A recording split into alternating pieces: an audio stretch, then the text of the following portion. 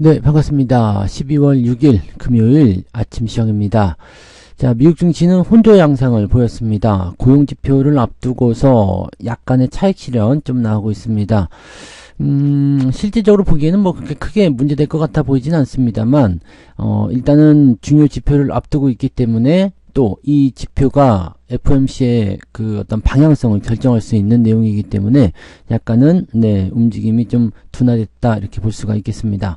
다우지수는 마이너스 0.5% 하락했고요. 나스닥은 마이너스 0.18, S&P 500은 마이너스 0.19 정도 내려왔죠. 네, 크게 내려간 모습은 아니고요. 일단 사상 최고치 찍고 난 다음에 나타나는 일종의 약간 변수 정도로 생각하시면 되겠습니다. 고점에 대한 부분은 계속적으로 부담감을 줄 수 있는 요소는 좀 됩니다. 하지만 뭐 일부 차익 매도가 나왔다고 하더라도 각 개별적인 종목들에 대한 움직임이다라고 볼 수 있겠고요. 경제 상황에 대한 부분에 대해서는 그렇게까지 큰 문제점은 없는 것 같아 보입니다. 자, 이런 부분들 같이 좀 체크해 보도록 하고요. 자, 뉴스로 바로 넘어가도록 합니다. 오늘 가장 첫 번째 뉴스 밸류업부터 볼까요? 네. 훼손된 밸류업의 금융주들 빨간불이다. 요거는 이제 외국인들이 매도를 치는 상황들 때문이다라고 보시면 될 것 같은데, 비상계엄 선포 이후에 이제 정부의 정책 관련한 종목군들이, 크게 이제 영향을 받는 모습인데, 지금 이제 최대 수혜 업종으로 꼽혔던 금융주들이 직격탄을 맞게 되었다. 자, 이거는 이제 어제 저녁 방송에도 설명드렸지만 외국인들의 보유 비중이 많았고 또 이 정책에 가장 영향을 받을 수 있었던 그런 종목이었기 때문에 주가가 떨어졌다고 볼 수가 있습니다. 이 은행주들의 포지션들을 살펴보시면 이쪽 부분들은 아무래도 이제 부담감을 좀 느낄 수 있는 상황이 되는 것 같고요. 은행, 그 다음에 보험주들도 이제 큰 폭의 하락세를 좀 보여주게 되죠. 그 다음에 증권주 같은 경우도 역시 마찬가지.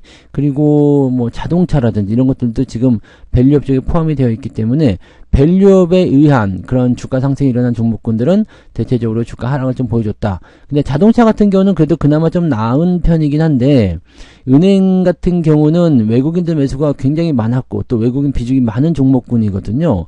그런데다가 이제 그 주가가 많이 올라온 상황에서 배당금이 쪼그라든 상황이 된 거죠. 물론 배당금은 늘어났지만 가격이 높다 보니까 지금 매수가 들어가서는 뭐 별로 특별한 배당금을 받을 수 있는 상황이 좀 아닙니다. 그래서 이런 상태 됐을 경우에는 이 은행주들의 하락이 크게 나타날 수밖에 없다라고 볼 수밖에 없겠죠. 요 내용들은 이제 추가적으로 더 하락할 수 있는 가능성을 열어놓고 있기 때문에 금융업종들은 일단 약간 주의를 좀 해야 되지 않겠는가라고 생각이 좀 듭니다. 특히 가장 많이 영향을 받는 것이 KB금융, 신한지주, 그다음에 하나금융지주, 우리금융지주 이런 쪽이 이제 가장 대표적인 은행주이기 때문에 이쪽에서의 주가 하락이 크게 나타날 수 있는 모습이고요. 이 중에서 KB금융이 가장 크게 조정을 좀 받았던 모습이겠죠. 자, 이 부분은 뭐 계속 말씀 들어왔었기 때문에 지금 여러분들이 이제 은행주 떨어진 것에 대한 부분들을 가지고 매수를 들어야 되겠다 이렇게 생각하시면 안 될 것 같습니다. 왜냐면 이제 불안한 형태의 느낌들이 계속 진행될 수가 있는 거고요. 또 이참에 이 가격적인 측면에서의 어떤 주가 변화 이런 부분들이 계속 나타날 수가 있는 상황입니다. 은행의 가장 큰 장점은 배당이잖아요. 배당에 대한 부분들이 지금 이 가격으로서는 매력을 발휘할 수가 없죠. 그래서 가격이 떨어지는 형태로 진행이 됐을 때, 뭐 아니면은 배당을 지금보다 한 2배 이상 더 준다고 해야 되는데 그거는 좀 어렵잖아요. 그러니까 그런 부분들은 어느 정도 조율하는 그런 가격대까지는 좀 떨어지지 않겠느냐라는 생각이 좀 나올 수 있겠죠. 여기다가 이제 외국인들이 국장 기피 현상 이런 부분들 이제 실망감에 의한 매도 이런 것들이 나타나고 있기 때문에 이 밸류업 프로그램에 대한 부분들이 타격을 받을 것이다라고 얘기가 나오죠. 정부가 연초부터 공들였다라고 하는데 공을 뭘 들였는지 모르겠습니다만 일단은 정책으로 포함되어 있어서 이제 타격을 좀 받는 것이다라고 될 수 있겠다고 생각이 좀 되긴 하겠습니다. 이렇게 되면 기업들 입장에서는, 네, 뭐, 공시만 해놓은 상태고, 뭐, 그렇게 한번 해보겠다라고 해놓고 나서 그냥, 나 몰라라 또 할 수도 있는 거잖아요. 그러니까, 이렇게 되면은, 여러 가지 부분에서 이제 문제점이 좀 생길 수가 있겠죠. 아무튼, 요렇게, 네, 밸류와 관련한 부분들, 이쪽 내용들은 좀 체크를 좀 해봐야 될 것 같아 보이고요. 그 중에서 특히, 외국인들의 비중이 많았던, 이 은행주, 금융주 쪽에서는 주의가 좀 필요하다라고 보시면 됩니다. 자, 10만 달러를 넘겼던 비트코인. 하지만 올라갔다 다시 또 떨어지긴 했습니다만, 일단은 10만 달러를 찍었어요. 근데 재밌는 거는 10만 달러를 이제 찍고 나서 이제 상징적인 의미가 되잖아요. 10만 달러를 찍고 나서 뭘 하느냐? 차익 매도를 통한, 하락이 좀 일어났다. 이렇게 되어 있습니다. 변동성이 어떻게 될는지 모르겠습니다만, 이 국내 시장에 대한 이런 좀 뭐라 그럴까, 우려감, 이런 것들이 계속 나타나게 된다면, 더욱더 가속화될 수 있는 상황이 좀 있겠죠. 코인 시장으로 더 많이 넘어간다거나 미국적으로 더 많이 넘어간다거나 그런 형태의 우려감이 좀 생길 수 있는 내용이 좀 되겠습니다. 고용지표에 대한 부분들을 놓고서 이제 반도체주에 약간 투매가 일어났다 이런 얘기들 봐야 되겠죠. 자, 뉴욕 증시. 근데 반도체주에 대한 투매라고 하기는 엔비디아 하락률이 좀 약했죠. 네. 물론 이제 3% 올라갔던 부분에서 0.05? 네, 그냥 보합으로 끝나긴 했는데, 글쎄요, 뭐, 투매라고 보기까지는 좀 애매한 구간인데, 자, 요 부분 한번 보도록 합니다. 네, 조금씩 내렸고요. 네. 비농업 부문 고용지표를 앞두고서, 3대 주가지수는 큰 폭의 움직임을 보이지 않았다. 일단은 4.2 정도 나온다고 되어 있죠. 실업률. 실업률은 이제 4.2 정도 나온다고 되어 있고, 지난번에 4.1이었기 때문에, 오히려 이제 이 실업률이 조금 증가하는 형태로 진행이 되게 되면, 가격적인 측면이나 이런 부분에서는, 그래도, 뭐, 이제, 이 부분이 좀 올라갈 수 있는 거죠. 그, 인플레이션에 대한 부분이 또, 이제, 문제가 될 수 있고, 또, 경기 침체에 대한 우려감을, 어느 정도 생각할 수밖에 없기 때문에, 이, 금리, 인하로 연결되는 그런 상황이 좀 나타날 수가 있다라고 보시면 되겠습니다. 이 FOMC를 앞두고 있어. 이 FOMC가 지금 12월 17일부터 18일까지입니다. 이렇게 진행이 되기 때문에 이번에 그 실업률, 그다음에 다음 주에 있을 CPI 지표, 이 두 가지가 이제 가장 중요한 상황이 좀 될 것 같고요. 그다음에 12월에 이 연준 FOMC가 진행되고 나면 아마 지금 저는 금리 인하를 한 번 더 하지 않을까라고 생각은 하고 있는데, 현재로서는 이제 실업률이 만약에 좋게 나오다든지, 아니면 CPI가 뭐, 다시 증가했다든지, 등등 여러 가지 얘기가 나오게 된다면, 요 부분은 조금 불확실하지 않을까라는 생각이 되긴 하겠습니다. 미국 경제가 매우 좋은 상태다라고 얘기를 했었기 때문에, 이렇게 되면 금리 인하에 대한 부분들이 조금 신중할 수 있다. 금리 인하 안 할 수도 있다잖아요. 근데 미국 경제가 매우 좋은 상태가 아니라 실업률이 증가하고 막 이렇게 되었다라고 한다면, 네, 미국 경제가 좋아지고 있는 상태이지만 금리 인하는 한 번 더 하겠다. 이런 식으로 나올 수는 있습니다. 그래서 금리 인하가 일단은 우리한테는 필요한 상황이긴 하죠. 그래서 이 부분들이 어떻게 될 것인지는 이제 주말에 발표되는 네, 그 경제 지표 이 부분들을 좀 살펴봐야 됩니다. 그래서 실업률 지표를 좀 보고 나서 결정을 좀 해봐야 되겠죠. 자, 주간 신규 실업수당 청구 건수는 예상치를 밑돌았다. 지난주보다는 크게 늘어났지만 시장은 민감하게 반응하지 않았다라고 되어 있습니다. 실업수당 청구 건수는 22만 4천 명, 지난번보다는 21만 5천 명이었기 때문에 시장 예상치가 21만 5천 명이네요. 그래서 이것보다는 웃돌았다라고 되어 있고, 전주 대비에는 네, 9천 명. 그러니까 뭐 지금 이제 이 고용이 조금 나빠진 거잖아요. 그러니까 이렇게 되면 실업률이 조금 증가할 수 있는 가능성이 있지 않겠느냐라는 생각. 또 미국 기업들의 11월 감원 계획은 증가세로 돌아섰다. 이렇게 되면 실업률이 좀 더 늘어날 수 있겠죠. 그러니까 이런 형태의 내용들은 대체적으로 미국 경제에 대한 어떤 부담감 가져갈 수 있기 때문에 이 상태에서의 상황을 본다면 금리 인하도 조금 생각해 볼 수 있는 내용이 될 수 있다. 이렇게 봐주실 수는 있겠죠. 네. 자, 그리고 필라델피아 반도체 지수가 2% 가까이 떨어졌다라고 되어 있는데, 뭐 업황에 대해서 뚜렷한 악재는 나오지 않았기 때문에 대체적으로는 네, 차익 실현이다 이렇게 볼 수가 있는 내용이 좀 되겠죠. 인텔이 5% 넘게 떨어지는 모습. 인텔은 지금 계속적으로 악재 요인들이 나오고 있고요. 지금 삼성의 주가와 비슷하게 진행되는 거 아닌가 싶기도 하겠습니다. 네. TSMC, 뭐 시러스 로직을 제외한 모든 종목이 하락했다라고 되어 있지만 뭐 실질적으로는 엔비디아의 낙폭은 그냥 무시해도 될 정도이기 때문에 큰 문제는 없을 것 같다 생각되고요. 반도체, 인공지능 관련한 종목들 위주로 경계성 차익 실현 움직임이 강해지고 있었다. 이렇게 되어 있습니다. 특별한 건 없어 보이네요. 그죠? 네. 그 외에는 특별한 건 없어 보이고, 비트코인을 대량으로 보유한 마이크로 스트레티지는, 네, 10만 달러 돌파에 대한 이야기 때문에 10% 가까이 올랐지만, 결국에는 4% 넘게 하락으로 마감했다. 그 변동성이 굉장히 큰 거네요. 그러면서 오히려 차익 매물이 쏟아져 나온 것이다. 라고 되어 있는 모습이 되겠습니다. 뭐 그런 정도. 뭐 미국장은 특별히 볼 건 없어 보이네요. 그죠? 네. 그 다음에, 특별한 건 뭐 있을까요? 비트코인 관련주 다시 떨어지는 모습도 계속 나타나고 있고요. 자, 근데 이제 10만 달러를 넘어섰다. 물론 이제 큰 차이 나지 않습니다. 98,000달러나 10만 달러나 큰 차이 나지 않습니다만, 이 특징적인 가격을 찍었다라는 거, 이 부분들은 약간 이제, 주목해 볼 만한 내용이 좀 될 수가 있겠죠. 네. 테슬라의 목표 주가를 400달러로 상향하면서 테슬라의 주가는 올랐습니다. BOA, 뱅크 오브 아메리카에서 진행을 한 거고요. 자, 요거 테슬라 말고는 이제 이 니콜라 2.6% 정도 이렇게 떨어지는 모습 나타나서 테슬라만 올라간 거 아니냐라는 느낌이에요. 그러면 전기차 관련한 부분도 마찬가지죠.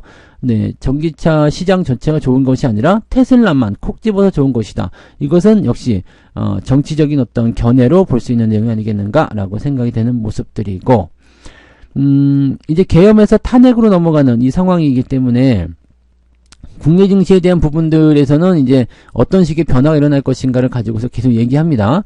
이 노무현 대통령 때는 14% 내렸고, 그 다음에 박근혜 대통령 때는 6% 올랐다라고 되어 있습니다. 뭐 탄핵의 어떤 그 성격이 좀 달랐기 때문이겠죠. 노무현 대통령 때의 탄핵은 좀 다른 상황이라고 좀 보셔야 되는 겁니다. 그리고 박근혜 대통령하고 노무현 대통령 때의 어떤 탄핵은 성격 자체가 다르기 때문에, 이 노무현 대통령 때는 주가가 좀 떨어진 상황이고, 박근혜 대통령 때는 주가가 올라갔다라고 생각을 해보시면 된다는 얘기입니다. 네.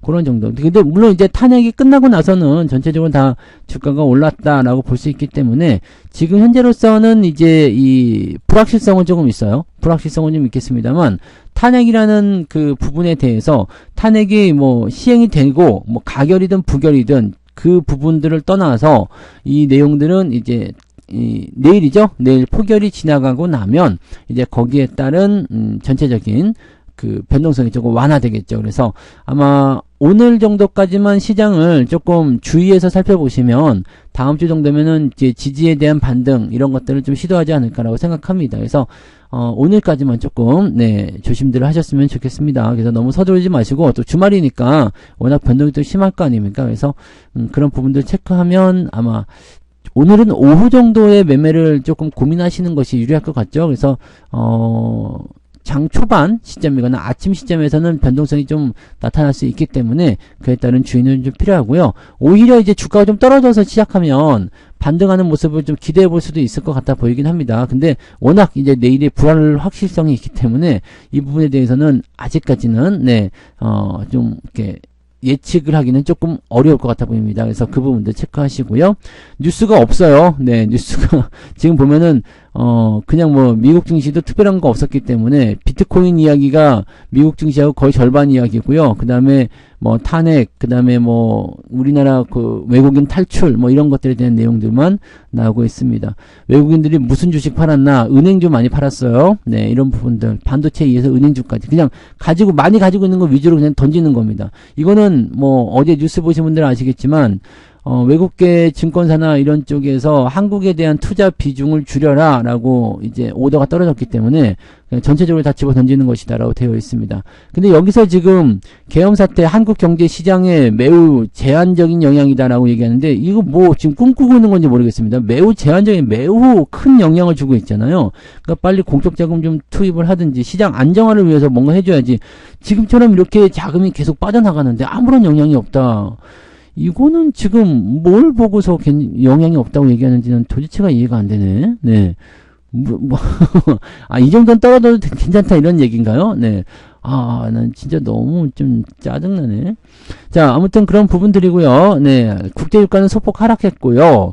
70달러 밑으로 밑들고 있으면 괜찮은 거 아닙니까? 그죠? 네. 유가는 좀 떨어져서 인플레이션 우려는 조금 줄어든 거 아닌가 생각이 듭니다. 유가가 하락하게 되면 대체적으로 이제 수입하는 입장에서는 긍정적이다라고 될 수 있겠죠.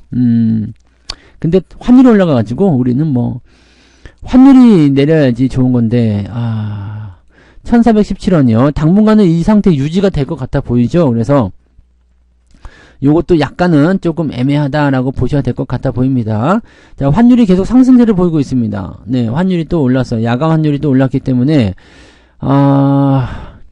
일단 당분간은 이 국면이 해소되기 전까지는 환율이 내려올 것 같아 보이지는 않습니다. 그렇기 때문에 지금 상태에서는 뭐 답이 없다고 봐야 됩니다. 그래서 이것도 뭐 물론 이 국면이 오래 가진 않겠죠. 그래서 1400원대 이상에서의 어떤 포지션들은 오래 가진 않겠지만 만약에 불안정한 상황으로 계속해서 유지가 된다 그러면 네, 이 뭐 가능성도 배제할 수는 없습니다. 근데 환율이 1400원대 이상으로 넘어가 있으면 외국인 매도 계속 나올 수 있습니다. 그러면은 우리가 환율 방어를 위해서 진행을 해줘야 되고 무엇보다도 중요한 거 우리나라가 지금 미국에 의해서 환율 관찰 국가잖아요. 근데 환율이 높아져 있는 상태야. 이런 상태로 물론 경제적인 불안정이나 이런 것들을 통해서 어쩔 수 없다 칠 수가 있겠지만 그렇게 봐주지 않겠죠. 야, 니네 한국 상황이 그러니까 환율 봐줄게 이런 일은 없습니다. 그래서 환율이 계속 높은 상태로 가게 되면 이제 환율 조작국 뭐 이런 걸로 들어갈 수도 있어요. 그러니까 최악의 경우는 그렇게 될 수 있다는 얘기인데 좋은 상황이 아니라고 보셔야 됩니다. 그래서